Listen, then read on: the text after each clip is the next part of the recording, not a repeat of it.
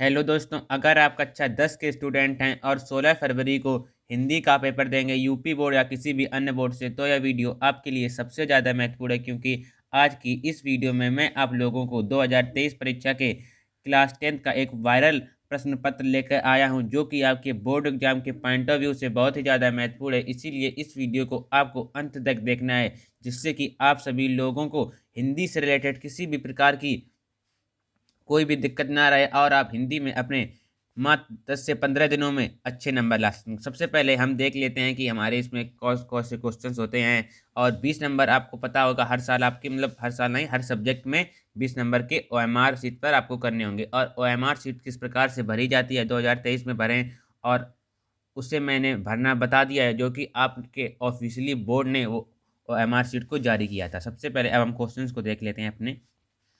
तो इसमें हमारा खंड आ आता है सबसे पहले।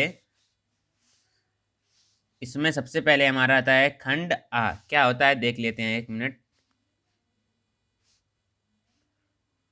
सबसे पहला क्वेश्चन है हमारा, शुक्ल युग के सशक्त आलोचक एवं निबंधकार का नाम लिखिए। शुक्ल युग के हमें सशक्त आलोचक एवं निबंधकार का नाम लिखना होता है, ठीक है। कौन कौन से हैं इसके ऑप्शंस देख लेते हैं। रामचंद्र शुक्ल, प्रताप नारायण मिश्र, राधाचरण गोस्वामी, राधा कृष्णदास। तो इसकी जो राइट आंसर है वो है राधा कृष्णदास।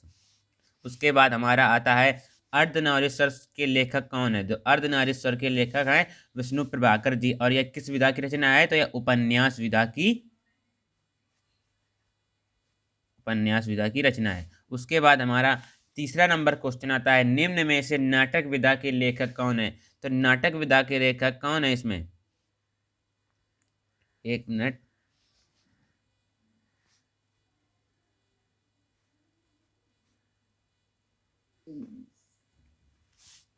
तीसरा नंबर क्वेश्चन है हमारा, निम्न में से नाटक विधा के लेखक कौन है।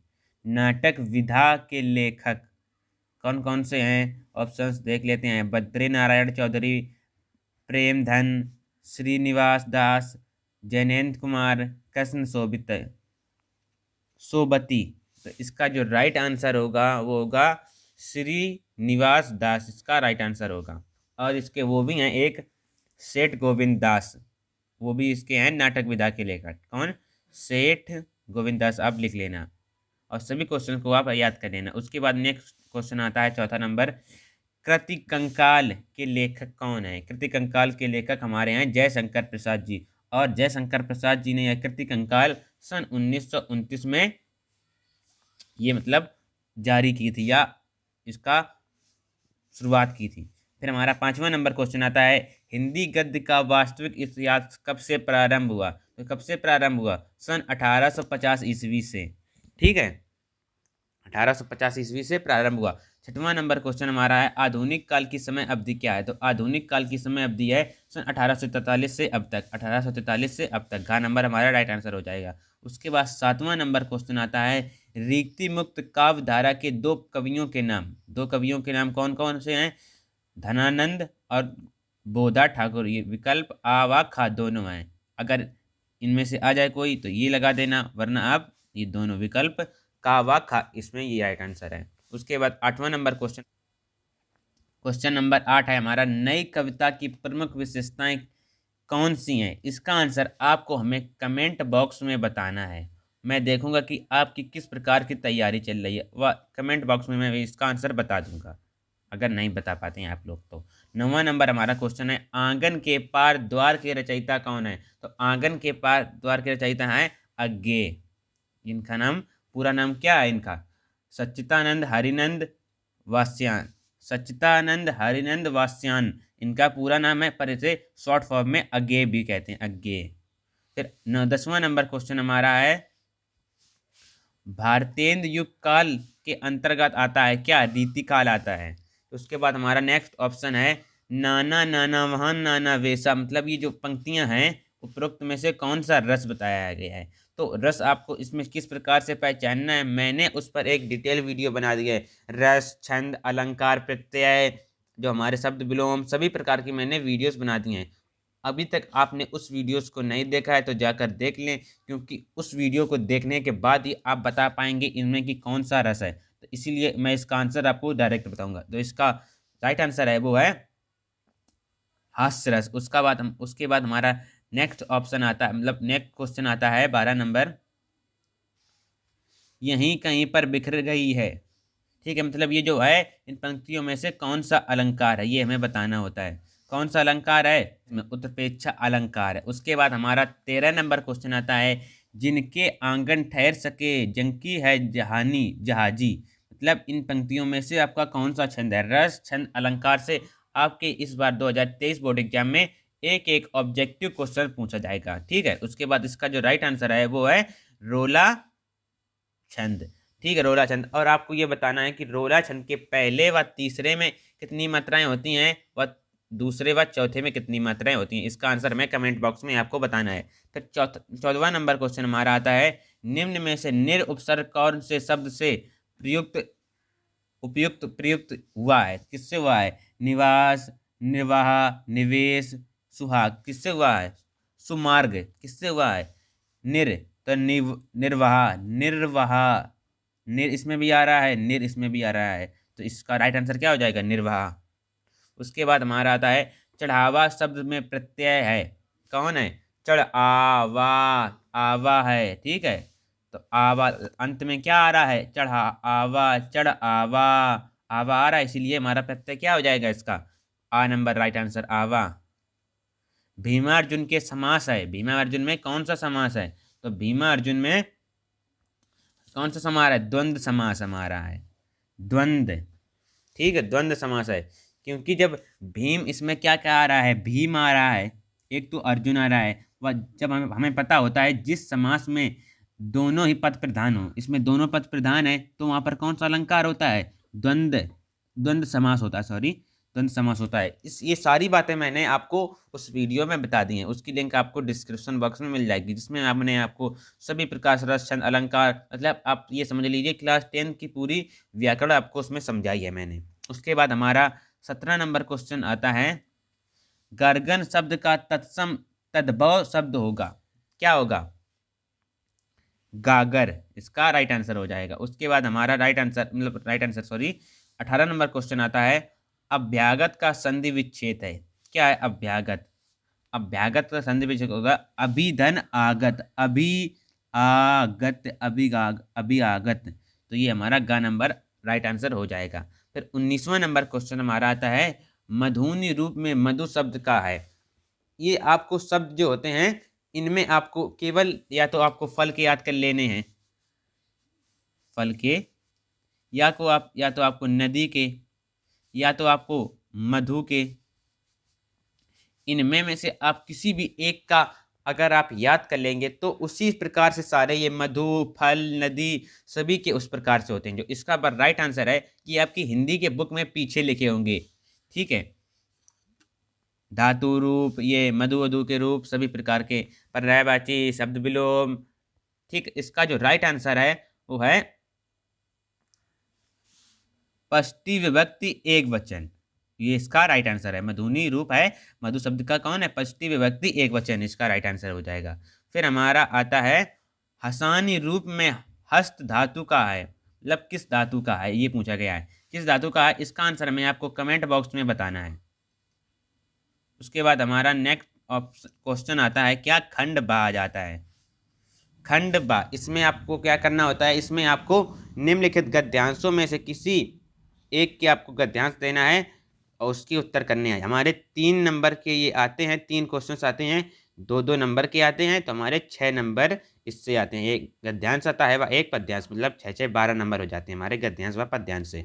उस पर भी मैंने एक डिटेल वीडियो बना दी है, क्योंकि कि आप अपने बोर्ड एग्जाम में कॉपी किस प्रकार से लिखें, उसमें मैंने आपको 5 मोस्ट इंपॉर्टेंट गद्यांश, पद्यांश, 5 मोस्ट इंपॉर्टेंट निबंध, सभी प्रकार की जानकारी उस वीडियो में दी है, उसकी लिंक आपको डिस्क्रिप्शन बॉक्स में मिल जाएगी।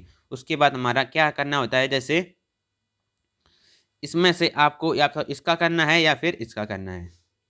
किस प्रकार से करना है, इसके जो रेखांकित अंशों की आपको सबसे पहले व्याख्या करनी होती है। जैसे इसमें जो रेखा ये चली हुई है इसकी हमें व्याख्या करनी होती है, इसकी जो लाइन चली है इसकी हमें व्याख्या करनी होती है। व्याख्या का मतलब होता है कि हमें इसे अपने ही शब्दों में बढ़ा चढ़ा कर लिखना। अपने ही शब्दों में, जैसे अगर इसकी 4 लाइनों में लिखा है तो हमें इसे अब अपने ही शब्दों में 7 से 8 लाइनों में लिख दें, तो हमारा क्या होगा, इसका व्याख्या हो गई। और ये भी संदर्भ में क्या लिखना होता है कि यह किस पाठ से आया है, वह इसके लेखक कौन है। अब पद्यांश में होता है या किस पाठ से आया है, वह इसके रचयिता कौन है, इस प्रकार से लिखना होता है। उसके बाद ठीक, इसको आपको देख लेते हैं क्वेश्चंस। फिर उसके बाद हमारा आ जाता है 22, मतलब ये क्वेश्चन पद्यांश के उत्तर देने होते हैं हमें हमारा। उसमें मैंने बता दिए हैं कि 5 मोस्ट मोस्ट इम्पोर्टेंट आपके लिए पद्यांश कौन कौन से हैं, उससे भी आप जाकर देख लें। देखिए पूछा गया है, प्रस्तुत पद्यांश में संदर्भ हिंदी की व्याख्या कीजिए, किस प्रकार से लिखना है, काव्य सौंदर्य भी स्पष्ट कीजिए, कवि के सच्चे पुत्र क्या क्या परिभाषा बताइए। अब जब ये कवि के सच्चे पुत्र की परिभाषा आपको तब पता होगी जब आप इसको ध्यान से पढ़ेंगे, तब आपको पता चल जाएगी। उसके बाद हमारा 23वां नंबर क्वेश्चन आता है, आपको क्या लिखना है, जीवन परिचय लिखना था, जयशंकर प्रसाद, भगवती सरल उपाध्याय, डॉक्टर राजेंद्र प्रसाद। मैंने सभी पर आपको जीवन परिचय किस प्रकार से लिखना है, और इस बार आपके बोर्ड ने खुद बताया कि जीवन परिचय की लिखने की ट्रिक क्या है। उसीलिए अभी तक आपने वह वीडियोस नहीं देखी तो सभी वीडियोस की आपको लिंक डिस्क्रिप्शन बॉक्स में मिल जाएगी। उसके बाद बार बार मैं आपको बता रहा हूँ। उसके बाद हमारा नेक्स्ट क्वेश्चन आता है, फिर से आपको एक कवि की, अभी तो लेखक का आ गया, कवि तुलसीदास का या महादेवी वर्मा का और मलखान चतुर्वेदी का, आपको तीनों में से किसी एक का जीवन परिचय लिखना होता है। 5 नंबर का आता है और उनकी एक रचना भी लिखनी होती है। ठीक है, उसके बाद हमारा नेक्स्ट क्वेश्चन आ जाता है, इसको आपको संस्कृत का संदर्भ लिखना होता है, संस्कृत का संदर्भ व हिंदी में अनुवाद। आपके लिए क्लास 10 2023 के लिए 16 फरवरी को 2 मोस्ट इंपॉर्टेंट पार्ट हैं संस्कृत के। कौन कौन से, एक तो हमारा आ जाता है वाराणसी, ठीक है, दूसरा हमारा आता है भारतीय संस्कृति। ये 2 पार्ट हैं, ये क्लास 10 के लिए आपके सबसे ज़्यादा महत्वपूर्ण है, क्योंकि हर साल इसी से क्वेश्चंस आपके आते हैं। कभी पहले पार्ट के पहले पैराग्राफ से पूछ देगा, कभी पहले पार्ट के तीसरे पैराग्राफ से, मतलब उसी से पूछता है, पहले पैराग्राफ कहीं तीसरे कहीं चौथे, ऐसे इस प्रकार से। ठीक है, देखो मानव जीवन आ गया भारतीय संस्कृति से। सभी में आप जहाँ जहाँ चाहे जौन सा जितने भी पुराना देख लें, हिंदी का जो संस्कृत खंड का अनुवाद करना होगा वो पहले या और उससे वाराणसी से, और या हिंदी मतलब उससे आएगा। उसके बाद हमारा क्या आ जाता है, ये संस्कृत खंड का मतलब ऑप्शन में दिए होते हैं, 2 में से किसी एक का आपको करना होता है। उसके बाद हमें क्या करना होता है, तो एक श्लोक का हमें अर्थ लिखना होता है। श्लोक का आपको अपने बोर्ड एग्जाम में 3 श्लोक करके याद करके जाने हैं, क्योंकि आपके एक तो आपको करने को आएगा जिसमें से 2, एक यहाँ पे लिखा होगा, एक अथवा में लिखा होगा, तो 2 तो वहाँ पे कंप्लीट हो गए। फिर आपको एक लिखना होता है अपनी कॉपी में याद किया हुआ, वो आप अपनी बोर्ड मतलब जो आपको पेपर होगा उससे आपको कॉपी नहीं करना हो जाता है। इसीलिए आपको 3 याद कर ले हैं, 2 अथवा में आ जाएंगे और एक आप लिख देंगे। बहुत सारे हैं, सरल सरल सर्वे भवन्तु सुखिनः सर्वे सन्तु निरामया, इस प्रकार से। उसके बाद हमारा क्या आ जाता है, ये आ जाते हैं संस्कृत के हमारे प्रश्नोत्तर। ठीक है, ये सभी आपको कर लेने हैं। चंद्रशेखर कास्ती, वीर केन पूजते, भारतीय संस्कृति मूड क्या है, मतलब इस प्रकार से आप 2-3 ये जा रहे सारे क्वेश्चंस आपके लिए, और एक वीर केन पूछते, वीर वीरेण पूछते, ये जो जो क्वेश्चंस हैं आपके ये मोस्ट इंपॉर्टेंट। उसके बाद हमारा निबंध आता है, जो सबसे क्लास 10th में बड़े के लिए सबसे बड़ा नंबर का 9 नंबर का। ठीक है, 9 नंबर का आता है, और इसमें मैंने आपको बताया है कि 5 मोस्ट इंपॉर्टेंट आपके लिए 2023 के लिए कौन कौन से निबंध हैं, उससे भी आप जाकर देख सकते हैं। कौन कौन से हैं देख लेते हैं। इसको आपको किस प्रकार से लिखना होता है, सबसे पहले आपको इसमें रूपरेखा बनानी होती है, रूपरेखा बनानी होती है। फिर आपको रूपरेखा में लिखना होता है, प्रस्तावना लिखनी होती है, फिर उसके क्या फ़ायदे हैं, क्या नुकसान है इसका, किस प्रकार से हम रोक लगा सकते हैं इसमें, किस प्रकार से इसका निवारण कर सकते हैं। अंत में इसका हम उपसंहार लिखते हैं कि इससे हमारा क्या निष्कर्ष निकल के आया है। इस प्रकार से आप 9 नंबर इसे आपको 4 से 5 पेजों में लिखना होता है। 4 से 5 नहीं, आप मतलब 3.5 से 4 से 4.5 पेजों में ज़रूर लिख के आएँ, क्योंकि ये 9 नंबर का आता है। उसके बाद हमारा, और आप ये भी याद रखें कि निबंध को याद नहीं किया जाता है, निबंध को अपने ही मन से बना चढ़ाकर मतलब बनाकर लिखा जाता है। जैसे आपके आ गया बोर्ड एग्जाम में 2023 में कोरोना वायरस, तो आपको क्या करेंगे, आप ये जो बातें हैं कोरोना वायरस, ये आपके सामने ही व्यतीत हुई, मतलब सारी बातें आपके सामने कि क्या कौन सी हमारे सामने परेशानियां आई, किस प्रकार से हमने उससे लड़े, मतलब किस प्रकार से बचाव करें, किस प्रकार से दूसरों को सलाह दें, उस प्रकार की आप बातें उसमें लिख सकते हैं। उसके बाद हमारा जो लास्ट क्वेश्चन आता है, एक स्वपठित खंड काव्य करना होता है। ये आपके 3 नंबर का आता है और सभी में सब में अलग अलग आता है।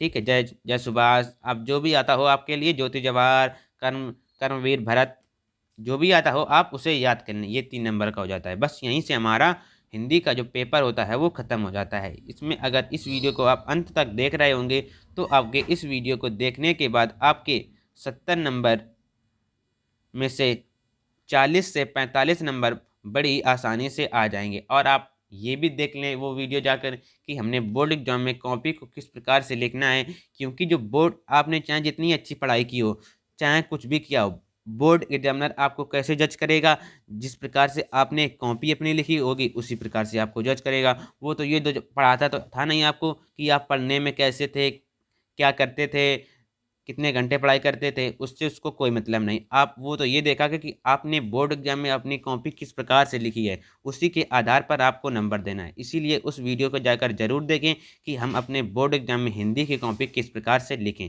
आज की वीडियो में बस इतना ही। मिलते हैं किसी नेक्स्ट वीडियो में किसी नेक्स्ट टॉपिक के साथ में। अगर अभी तक आपने हमारे चैनल को सब्सक्राइब नहीं किया है तो जाकर सब्सक्राइब कर लें, वीडियो को जाकर शेयर कर दें और अपने दोस्तों के साथ इस वीडियो को शेयर करें, लाइक करें, सब्सक्राइब करें।